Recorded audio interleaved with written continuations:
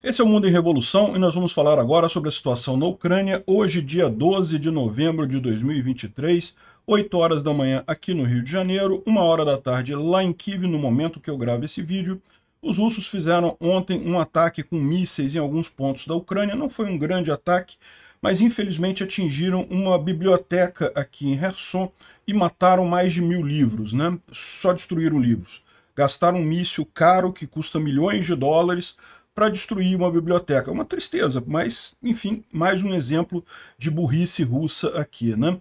Os ucranianos fizeram um novo ataque aqui em Skadovsk essa noite, né? Você lembra, poucos dias atrás, houve um ataque aqui num prédio que era ocupado por um grupo russo ali, acabou matando 10 soldados russos, entre oficiais e soldados, deixando mais, na verdade, 11 mortos e 10 feridos aqui na região de Skadovsk, que a gente sabe de ontem para hoje que houve um novo ataque, mas ainda não temos informações se teve vítimas, se foi sucesso, se não foi, o que aconteceu aqui, né? A gente tem informações da linha de frente. Aqui em Krink, os russos estão fazendo vários bombardeios contra as posições ucranianas, mas ainda não conseguiram desalojar o pessoal. Os russos realmente trouxeram um monte de tropas aqui da região de Zaporizhia para tentar acabar com a cabeça de ponte ucraniana aqui no Rio de Dnipro. Vamos ver se eles conseguem se manter, né? Por enquanto, conseguem. Também teve avanço russo em Avdiivka, avanço assim, tentativa de avanço russo, não conseguiram avançar mais uma vez em Avdiivka, em Bakhmut. Agora, os ucranianos estão avançando em Kreminna e aqui em Kupiansk. Então a gente tem boas notícias aqui de avanços ucranianos aqui em várias regiões no norte da Ucrânia aqui, né? E lembra que esse negócio de mandarem as tropas aqui de Oryhiv para cá, de certa forma, não deixa de ser uma vitória ucraniana, porque isso desafoga um pouco a frente, a linha de frente aqui da contraofensiva ucraniana, né? Os russos, mais uma vez, pagaram por matérias da imprensa ocidental falando sobre o gasoduto lá, o Nord Stream. Vocês lembram desse caso, quando foi em outubro do ano passado, o Nord Stream, que é o gasoduto que exportava gás da Rússia para a Europa, né? Recém-construído, uma parte dele nunca tinha sido usada ainda. E, enfim, ele explodiu e os russos ficam tentando culpar. Primeiro culparam os americanos, depois os ingleses, agora os ucranianos e coisa e tal, e mais uma vez plantaram uma notícia dizendo que foram os ucranianos. A gente vai explicar por que foram os russos. Não tem nenhuma dúvida disso. Isso, mais uma vez, é propaganda russa nessa história aí, nessa guerra de informação no Ocidente, né? Vamos falar sobre essas e outras notícias em detalhes. Essas notícias foram sugeridas por sósia número 4 do Putin, Cinto do Flávio Dino pede socorro e várias outras pessoas. Obrigado aí a todo mundo que sugeriu notícias lá no nosso site, o visãolibertaria.com. Obrigado a você que está assistindo o nosso vídeo. Se você gosta do nosso conteúdo, por favor, deixe o seu like, se inscreva aqui no canal, né? Pois bem, então vamos dar uma olhada aqui nessa noite. Infelizmente houve mais um ataque com um total de 3 mísseis. Foram 2 Ra-59 e um Iskander-M, né? Dos Ra-59, um deles foi derrubado pela defesa antiaérea, o outro atingiu o território. Infelizmente, um desses mísseis atingiu a biblioteca de Kherson, um míssil de milhões de dólares que destruiu 1 milhão de livros, né? Ou seja, não deixa de ser uma coisa triste que a imagem da biblioteca atingida ontem. Infelizmente não teve nenhum ferido, não teve nenhum morto, não tinha ninguém na biblioteca. Destruiu a biblioteca, destruiu um monte de livro aqui, né? Infelizmente. Bom, a defesa antiaérea aqui da Rússia está ocupada lá em Skadovsk, né? Skadovsk, vocês sabem, é essa cidade aqui no sul de Kherson. É uma cidade que normalmente é uma cidade turística, tem praias muito bonitas, muitos resorts, muitos hotéis para o pessoal vir aqui passar o verão no Mar Negro, e os russos gostam de usar justamente esses hotéis e resorts como quartéis generais, como locais de aquartelamento de tropas e coisa e tal. Essa cidade está ocupada pelos russos, né? E os ucranianos de vez em quando têm informações de onde é que estão esses grupamentos de soldados russos e atingem ele. A gente sabe que teve alguma coisa ontem aqui em Skadovsk, ainda não temos informação se foi um sucesso, se não foi, quantos morreram, coisa e tal. Poucos dias atrás teve um ataque aqui em Skadovsk também que matou 11 russos entre oficiais e soldados, né?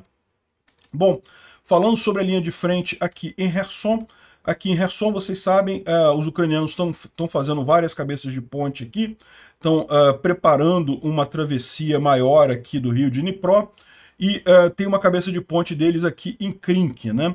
Então é a maior delas, que está segurando aqui há bastante tempo, mas também tem cabeça de ponte aqui em Pichanivka, Poima, aqui na região de Antonivka, enfim, tem um monte de cabeças de ponte ucranianas aqui, bom, é o que eu falo para vocês, né? O que eu acho que está acontecendo eles estão preparando uma travessia do rio Dnipro. Mas tem gente que diz que, na verdade, os objetivos dos ucranianos é justamente trazer as tropas que estão ali em Zaporizhia para cá, para desgastar as tropas aqui, né? Eles invadiram Krink porque tinha tropas muito, digamos, fracas, né, tropas muito ruins dos russos, então eles conseguiram tomar a cidade sem perder muita gente do lado ucraniano, e agora os russos, para retomar Krink, eles têm um trabalho danado, e aí eles conseguem, os ucranianos conseguem matar um monte de russos e conseguem forçar que os russos fiquem por aqui, né? E com isso alivia outra linha de frente. O fato é esse, a 80ª Brigada Russa, né, o que sobrou dela, que ela já está bastante destruída já, o que sobrou dela veio para cá para tentar agora expulsar os ucranianos daqui. Vamos ver se conseguem. Tomara que não, né? Olha só as informações que a gente tem aqui, ó. A 80ª Brigada Marine russa, né, foi retirada da região de Zaporizhia para defender em Krink, né, na margem esquerda de Kherson. Como resultado, o chefe da unidade foi seriamente ferido na área e acabou morrendo num hospital em Moscou no dia 8 de novembro, alguns dias atrás. A gente só teve a notícia agora, mas ele morreu recentemente. Tá aqui, ó, o Dmitry falando aqui, ó. Esse aqui é um blogger russo, tá? Tem pouco tempo para escrever, muito menos para repetir o que já foi dito antes tantas vezes, né? O que é mais importante, o inimigo, no caso os ucranianos, continuam as ações ofensivas, entendendo que antes da próxima mobilização russa, que foi alterada, que foi adiada para depois das eleições, ele tem ainda uma janela de oportunidade em que a mobilização permanente na Ucrânia, a Ucrânia tem mobilização permanente, e a ajuda ocidental pode dar a eles a vantagem para movimento de larga escala. Então o que ele está dizendo aqui, está reclamando que a Rússia não está fazendo mobilização porque o Putin não quer desagradar os eleitores dele para a eleição lá de 2024, vai ser em março de 2024. Uma cabeça de ponte foi criada na área, no nosso lado do rio, né, na margem esquerda do rio, muito pouco coberta por tropas fracas. Bem, primeiro porque, é um rio, eles não atravessariam o rio, e segundo porque, no papel, as posições eram muito mais fortes do que na realidade, né? A tradicional estratégia russa de burocracia, né? O sargento, quando reporta para o tenente, não, tem 30 pessoas aqui, na verdade só tem 5. Tem 30 pessoas aqui. Quando o tenente reporta para o capitão, fala que tem 50. Quando o capitão reporta para o coronel, fala que tem 1000. Aí lá no quartel-general o pessoal acha que tem gente pra caramba. Não, tá tranquilo, não vão conseguir fazer nada. Na prática tem meia dúzia de tropas só lá. Enfim. A cabeça de ponte foi criada com o objetivo de empurrar e destruir o máximo de tropas prontas para combate possíveis de outras áreas, por exemplo, de próximo de Robotny. Então, na visão dele aqui, desse russo, a ideia é, os ucranianos não querem atravessar o rio, eles não vão fazer ofensiva aqui. O que eles querem justamente é forçar os russos a trazer tropas de outros lados, né? De onde os bombeiros, né, podem ser transferidos mais rápido, né? Ou seja, o pessoal para apagar incêndio, né? Quando todos aqueles que chegaram foram propriamente já trazidos para esse conflito na área, um ataque maior irá acontecer em outro lugar, onde o inimigo vai encontrar um outro ponto em que os russos estão fracos e vão conseguir algum sucesso rápido com perdas mínimas, que pode ser convertido em mais um ataque e mais uma desintegração das nossas poucas reservas, que estão sendo transferidos para essa área para fazer ataque em rodas, ou seja, para apagar incêndio, para tentar conter os ucranianos aqui, né? Então, na visão dele, é isso que é o objetivo da coisa. Nessas batalhas, nós vamos, de novo, perder um bando de pessoas experientes que a gente não precisaria ter perdido se a liderança do país, né, se os russos tivessem feito a avaliação correta lá na primavera de 2022. Mas isso é sobre a questão de tradicionalismo, tradição é tradição, não sei o que lá. Bom, tempo depois de tempo, atrasando a adoção da inevitável medida impopular, o tanto quanto possível, no final das contas, quando é tomada essa medida, o benefício dela é mínimo e as perdas políticas e militares são máximas, né? O que ele está falando aqui, pelo que eu entendi, né? No final de agosto do ano passado, já se sabia que era insustentável a situação dos russos ali em Kherson, na margem direita de Kherson. Lembra, no final do ano passado, o pessoal já sabia que aqui em Kherson era insustentável. Isso aqui tudo estava ocupado pelos russos em agosto do ano passado, né? Mas já sabia que era impossível sustentar aqui, por quê? Porque eles não conseguiam abastecer em número suficiente o pessoal aqui, depois que os ucranianos destruíram as pontes todas que tinham sobre o rio de Dnipro. Então já se sabia que era insustentável. Só que ninguém queria tomar a medida de retirar, de recuar ali, né? Ficaram atrasando, e nisso deram a oportunidade dos ucranianos fazerem vários contra-ataques ali na margem direita do rio de Dnipro, pegar as tropas russas ali com pouca munição, com pouco equipamento, com pouca capacidade. Eram tropas boas, mas estavam pouco guarnecidas, e no final das contas muitos morreram ali, até que finalmente chegou em novembro, eles precisaram recuar, realmente não teve jeito, né? Ou seja, ficou adiando a medida impopular, acabou tendo uma medida impopular com um monte de perda associada. O que passou quieto e sem repercussão para a massa das pessoas na internet foi o significado pouco agradável dos eventos que se seguiram, né? Aqueles que estão ganhando massa crítica e vão acabar colapsando a situação podem ser percebidos pelo fato de que o nosso Z-Telegram, né, os telegrams russos militares, divulgaram a notícia de que em 8 de novembro, né, há poucos dias atrás, na idade de 44 anos, o chefe de Estado da 80ª Brigada Marine, da Frota do Mar Negro, o coronel Sukhanov, nascido em 77, morreu em Moscou, no Hospital Burdenko, né? A 80ª, que não é mais um segredo para o inimigo, está atualmente, precisamente, lutando ali em Krink, chegou como um dos primeiros bombeiros para apagar incêndio ali, né? E o chefe de Estado da brigada não é um comandante de companhia, não é um cara que fica ali na linha de frente comandando a companhia, né? Que pode ser morto a qualquer momento na linha de frente. Ou seja, é alguém que fica na retaguarda, que fica no planejamento central da coisa, e, no entanto, foi atingido pelos ucranianos e foi morto pelos ucranianos. Então, essa comunidade aí de bloggers militares que fica na cadeira comentando a guerra, pode imaginar o quanto o inimigo tem controle do espaço à frente da linha de frente, ou seja, para os ucranianos terem descoberto que o cara estava ali, atingido ele, conseguido matar o cara, né, ou ferir ele a ponto dele morrer dias depois num hospital em Moscou, mostra que eles têm muito controle ali, né? Eu gostaria de sugerir que até o final da guerra nós parássemos com essas brigas verde e branco, ou vermelho e branco, e discussões profundamente filosóficas, porque agora nós precisamos pensar com muita calma sobre como nós não ferramos totalmente com essa guerra e o país junto com ela, né?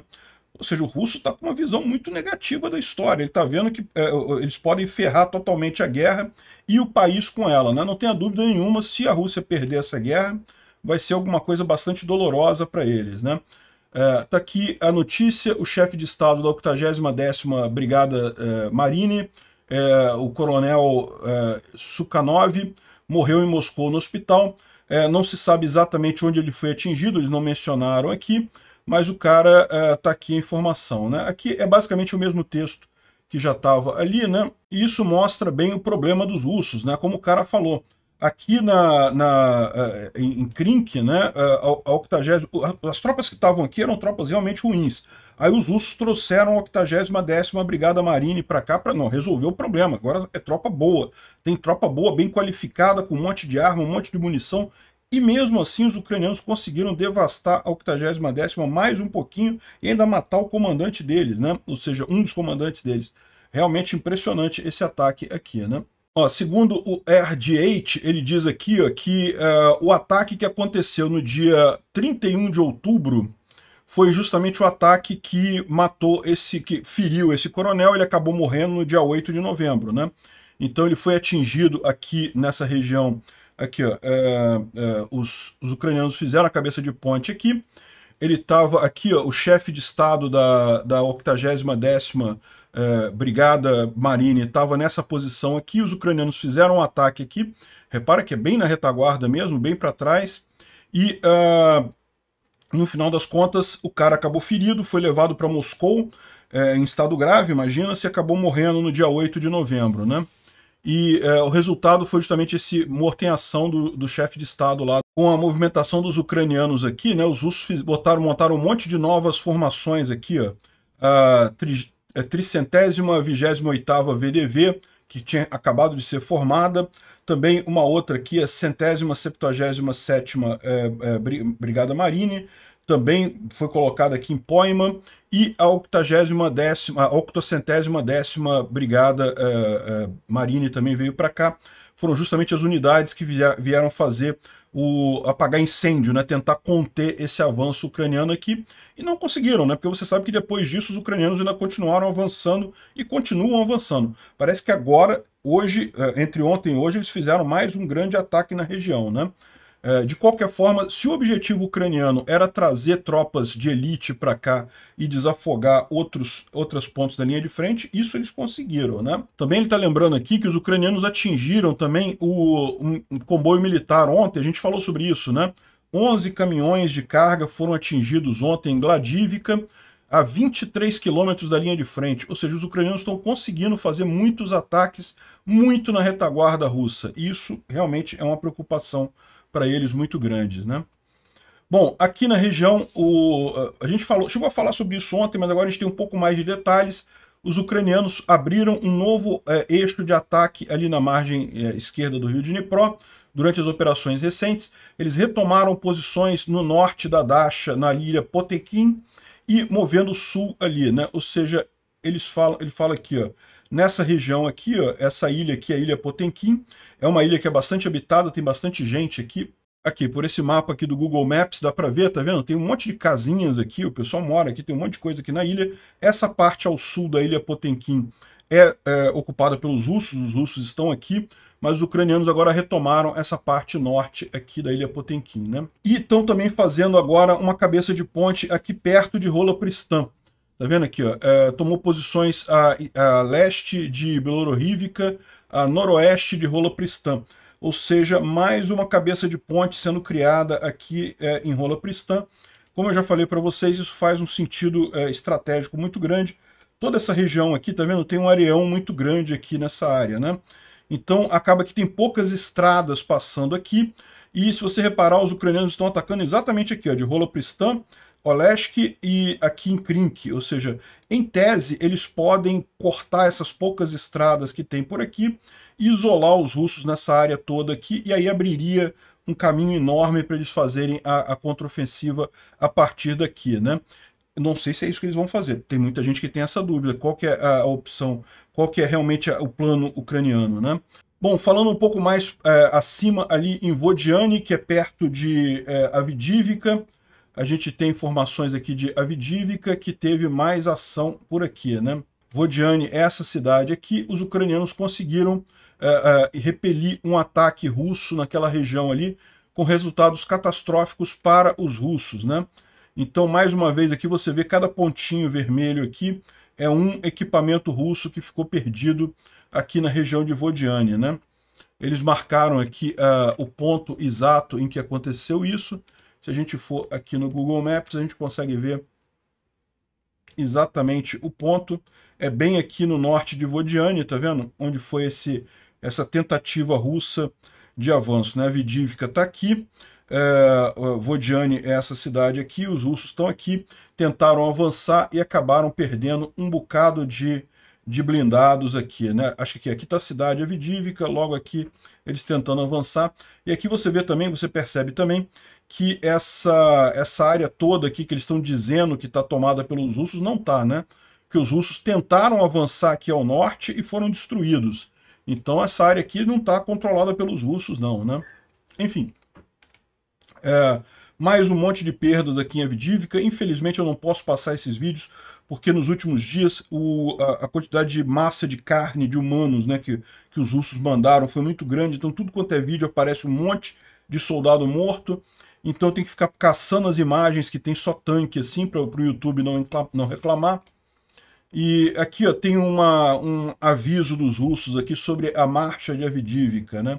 O cara estava falando aqui, Eu nunca escrevi sobre as perdas, porque posts desse tipo acabam alegrando os ucranianos, né? Ele está dizendo aqui, acaba jogando água no moinho dos rohols, né? Traduzindo das gírias russas, acaba alegrando os ucranianos, né? Mas recentemente eu escrevi sobre a morte de um amigo, e se ele pode falar francamente, não tem artilharia suficiente. E olhos competentes olham sobre esse problema.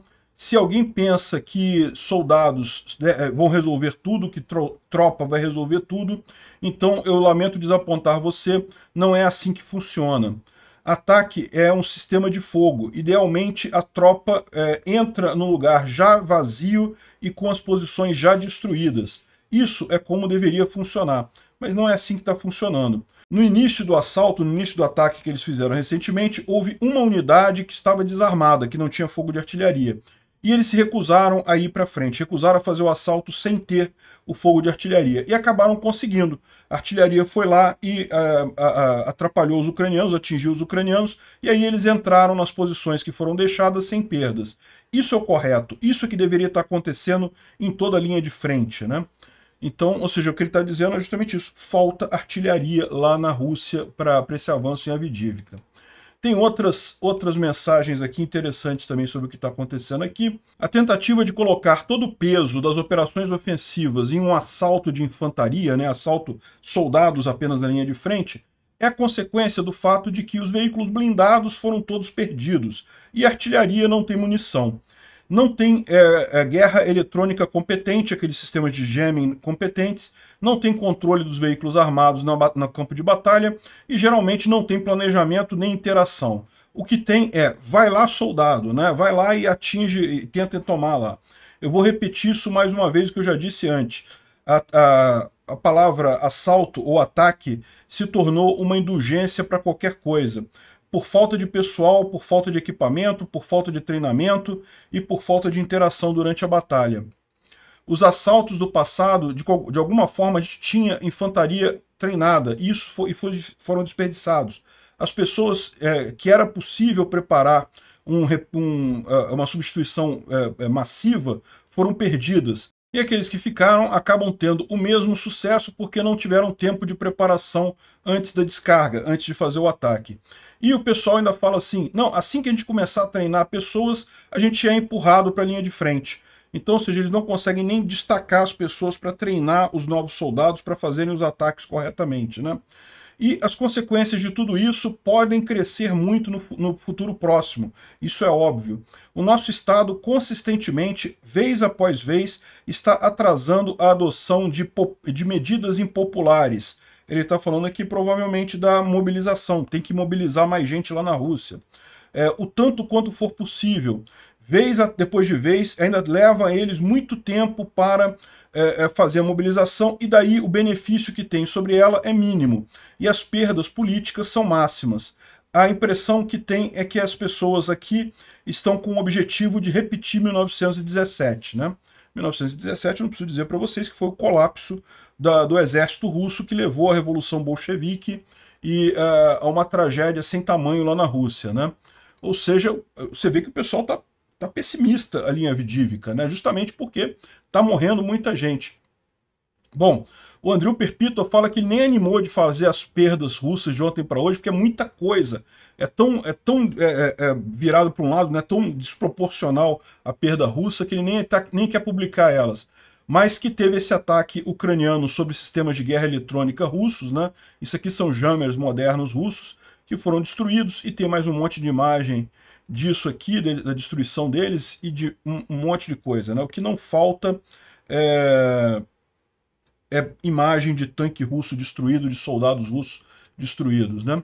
Aqui, ó, o resultado de outro assalto de carne em Avdiivka, os campos estão cobertos de corpos de militares russos e equipamento danificado, né? Por motivos óbvios eu não posso mostrar para vocês aqui, mas se der uma procurada na internet vocês encontram esse tipo de coisa, né? Bom, então essa é a situação aqui em Avdiivka. Os russos fizeram mais uma grande tentativa ontem, a gente falou sobre isso, né? Eles chegaram a avançar aqui, a chegar em Stepov, mas depois foram expulsos novamente para a linha de trem, e nesse processo perderam muita gente, não conseguiram nada significativo aqui, né? Tem algumas outras mensagens de outros pontos da linha de frente, mas a gente só tem a mensagem aberta, não temos muita informação. Então, por exemplo, aqui, lá em Kriminá, a situação está escalando, os ucranianos estão bombardeando a cidade. Kriminá, vocês sabem, é essa cidade aqui, mais aqui para cima, essa cidade aqui, Kriminá. Os ucranianos estão nessa floresta aqui ao sul de Kriminá e estão avançando para Kriminá. Segundo os russos, os ucranianos pretendem tomar Kriminá no dia 15 de novembro. Eu não acredito nisso. A gente não tem muita informação do que está acontecendo aqui, mas está acontecendo, os ucranianos estão avançando. A outra coisa é aqui, ó, nessa região de Ivanivka e Yardne, também avançaram ali na região próxima a Kharkiv, né? A gente está falando aqui no norte. Aqui, ó, Yardne, os ucranianos estão avançando aqui nessa direção aqui, né? Também aqui em Petropavlivka. Petropavlivka é aqui nessa região, em algum lugar por aqui. Aqui, ó, Petropavlivka é aqui. Os ucranianos conseguiram avançar bem em direção a Orliansk. Justamente tem a imagem aqui, ó, isso daqui é a imagem que eu também não posso mostrar muito do alto, porque esse pessoal aqui não está morto, tá? Mas eles foram feitos prisioneiros. Por isso que eles estão no chão deitadinhos e coisa e tal. O problema é que o YouTube não vai entender isso. Tá vendo aqui, ó? Um monte de gente deitadinha aqui no chão. Aqui. Não estão mortos, não. Esses aqui estão vivos. Mas foram capturados pelos ucranianos aqui no contra-ataque nessa região. Os ucranianos avançaram várias posições ali nessa região aqui, né? Aqui mais uma imagem desse avanço ucraniano ali. Aqui é uma cidade liberada, a cidade de Topoli, no Oblast de Kharkiv, foi liberada ontem. É essa cidadezinha aqui, ó, bem na fronteira com a Rússia. Aqui, ó, Topoli. Outro dia mesmo eles liberaram Stroivka e aqui Topoli, né? Ou seja, eram cidades que já estavam mesmo, os russos não tinham interesse, porque eles estão depois do rio Oskil, né? O rio Oskil é o que faz a divisa aqui das tropas russas e ucranianas. Mas eu fico pensando, não dá para fazer aqui uma travessia aqui, já atacar Pisk, né? Não é arriscado porque tem tropas russas aqui. Se os ucranianos fizerem essa travessia aqui, eles vão ser atacados pelo flanco russo aqui. Enfim, pequenos avanços aqui em toda a linha de frente, né? Aqui a liberação de Tópoli. E no final, no dia de ontem, teve 1.100 mortos russos em toda a linha de frente, né? O que significa que tivemos mais assaltos de carne russos, né? Aqui o Ozint Uri está mostrando aqui o indicador que ele criou de assaltos de carne, que é esse indicador aqui, como vocês podem ver, teve no dia 10 de novembro, né? A gente falou sobre isso ontem, um aumento enorme de assalto de carne. É esse assalto de carne que o pessoal está reclamando, que está chorando aí nos bloggers russos, aconteceu há poucos dias atrás, quando justamente os russos aqui em Avdiivka tentaram tomar Stepov do lado de cá e acabaram se ferrando completamente, né? Então, sem equipamento, sem artilharia, acabou morrendo todo mundo. Teve outro que aconteceu em 6 de novembro, os anteriores eram mais focados em blindados, então tem muita perda de blindado, mas não necessariamente de pessoal, né, de russos, né? Então tá aqui a lista, o azulzinho é veículos blindados, o vermelho é o assalto de carne, né? E o amarelo é artilharia. Então você pode ver que aqui, ó, os veículos blindados teve uma quantidade maior no final de outubro, né? Bom, ele fez o índice de hoje é baixo, 28,21, porque justamente teve esse grande ataque de carne que deu errado, agora os russos acalmaram um pouquinho, né? Aqui tem um longo post, eu não vou ler tudo, porque realmente é muito grande, são 3 páginas de post do russo, falando sobre o problema da munição cluster, né, que realmente está fazendo uma diferença grande na linha de frente. Ele explica basicamente que ele está tentando explicar para os soldados russos a importância de estar bem tocado, de estar bem numa boa trincheira. Se você tiver uma boa trincheira, segundo ele descreve aqui, tiver um bom abrigo, você não tem problemas com munição cluster, né, porque elas explodem em cima, elas não têm tanta força assim, você está protegido. Mas qualquer trincheira improvisada, qualquer coisa que não seja muito clara, a munição cluster consegue te destruir, e aí ele explica por que isso dificulta avanço russo. Porque quando você avança para uma área, né, você não vai ter trincheira naquela área, né? Você tem que fazer alguma coisa, algum abrigo temporário, ou tentar ocupar alguma coisa do inimigo, mas você ainda não tem um negócio estruturado ali. E nesse momento os ucranianos jogam a bomba cluster e matam os russos todos. Ele está chorando aqui também por conta disso, né? E, por final, esse vídeo aqui eu achei impressionante. Olha só, isso daqui foi um drone ucraniano atingindo um veículo russo. Olha só como ele lança a granada, hein? Deixa eu tirar o som aqui. Ele vai lançar a granada. Olha só a curva que a granada faz e atinge em cheio o veículo. Você vai ver que mais para frente ele vai parar, justamente porque atingiu aqui alguma coisa na correia dele na propulsão. Ele não consegue mais avançar, né? E imobilizou um tanque russo com uma granada de um drone. Mas vocês viram a curva que a granada fez? Olha só a curva que ela faz. Ela foi jogada para frente e acertou em cheio o tanque ali, né? E aí o que o Trent Telenko está falando aqui é que isso daqui foi uma exceção, né? Isso aqui foi um feito do cara, o operador estava lá, conseguiu fazer isso daí. Agora o que ele está falando aqui é uma coisa interessante mesmo, né? Você tem noção do que um software de inteligência artificial vai conseguir fazer com que esse tipo de lançamento de granada acabe sendo a regra e não a exceção, né? Porque, evidentemente, uma inteligência artificial consegue calcular essa trajetória de forma muito mais precisa, com informação de vento e coisa e tal, né? Algo que o operador ali é meio na sorte.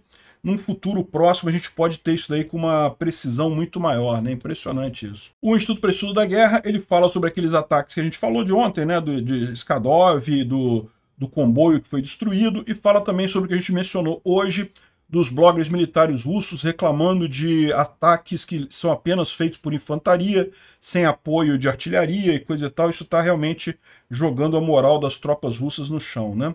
Eles falam mais algumas coisas aqui, mas não tem nada de significativo.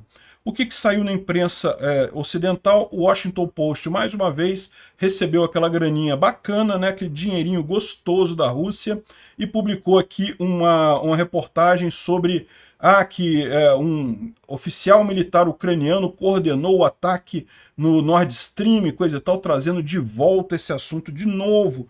De tempos em tempos a Rússia planta uma notícia dessa, que descobriram que não sei o que lá, e coisa e tal. E eu acho que a melhor explicação disso daqui ainda é essa explicação do H.I. Sutton, né? Ele é um especialista naval, se não me engano em inglês ele, não tenho certeza, mas ele é um especialista naval, e ele fala aqui sobre esse caso, e ele fala assim, tem muitas teorias, mas o que ninguém explica, nenhuma dessas teorias explica, ninguém tenta explicar, é a presença sistemática de navios russos, inclusive um submersível, e seu navio-mãe na proximidade do caso lá nos dias anteriores ao que aconteceu da explosão do gasoduto, né? Ou seja, é óbvio que foram os russos, tinha navio, tinha submersível russo naquela região dias antes do gasoduto explodir, é óbvio que foram eles, né? Fica inventando história, aí ele conta aqui as histórias de que, não, foi um grupo de ucranianos que alugou um veleiro e fez isso daí. Ele fala, gente, sabe a dificuldade que é você plantar explosivo num duto desse? Eles estão achando que vai chegar um cara com equipamento de mergulho amador, vai ter noção de botar explosivo no ponto correto e vai conseguir explodir um gasoduto assim fácil. Não é assim. É uma coisa complexa pra caramba esse tipo de operação, né? E, de novo, tinha um navio russo, tinham vários navios russos, tinha um navio com um submersível russo ali na região, dias antes do acidente. Pô, os russos ficam insistindo nesse troço. Não, por quê? Primeiro era a Inglaterra, depois os Estados Unidos, depois não sei o que lá, depois os ucranianos e coisa e tal. Enfim, acredita quem quiser, né? Aqui, a RIA Novosti, que é uma mídia russa, não um jornal russo, confessou um crime de guerra ontem na forma de uma notícia, dizendo que a Rússia recebeu mais de 730 mil crianças da Ucrânia desde o início da guerra, né? Ou seja, isso daí, como lembra aqui a Mira of Kiev, isso é crime de guerra, né? Transferência forçada de crianças de um grupo para outro é um crime de guerra. Aliás, é por este crime de guerra que o Putin já está com um pedido de prisão temporária, prisão preventiva decretado, né? A Ana Filipova, ela dá uma notícia excelente aqui, ela diz que pela primeira vez conseguiram fazer uma transfusão de sangue na trincheira. Eu fico imaginando, né? Uma coisa complicada isso, né? Você tem que saber o sangue dos soldados, se eles têm sangue equivalente, e tem que ter um mínimo de condições sépticas. Uma trincheira é um negócio sujo ali, né? Mas, segundo eles estão dizendo, isso foi feito pela 12ª Brigada Ucraniana. O soldado ferido foi salvo e vai viver, né? Depois de 2 anos tentando hackear o sistema, passar por toda a burocracia, e com muito esforço nós conseguimos mudar a legislação, treinar médicos, e agora está funcionando. O pessoal está conseguindo fazer transfusão de sangue na trincheira em casos muito críticos, né? Uma boa notícia. O próximo encontro de Ramstein para os próximos pacotes de armas para a Ucrânia deve acontecer em meados de novembro, não tem a data ainda precisa, né? Mas a Alemanha já avisou que vai dobrar a ajuda militar planejada para a Ucrânia para o próximo ano. Ao invés de 4 bilhões de euros, serão 8 bilhões de euros. Que excelente isso daí. Ela vai se tornar a 2ª maior contribuinte para a ajuda militar da Ucrânia. Muito bom, parabéns à Alemanha pela ajuda. Obrigado por assistir o vídeo até o final. Se gostou do conteúdo, não esqueça de deixar o seu like, isso ajuda o canal a crescer e a chegar para mais gente. Se não gostou, deixe o dislike e explique nos comentários como podemos melhorar. Comente também sugestões de temas que podemos trazer por aqui. Comentários insultuosos ou defendendo ditaduras e criminosos de guerra serão sumariamente bloqueados. Agradeço a compreensão. Se ainda não é inscrito no canal, considere se inscrever clicando no botão inscrever-se abaixo e marcando a campainha para todos os avisos. Se quiser ajudar o canal, veja no nosso site como você pode fazer isso.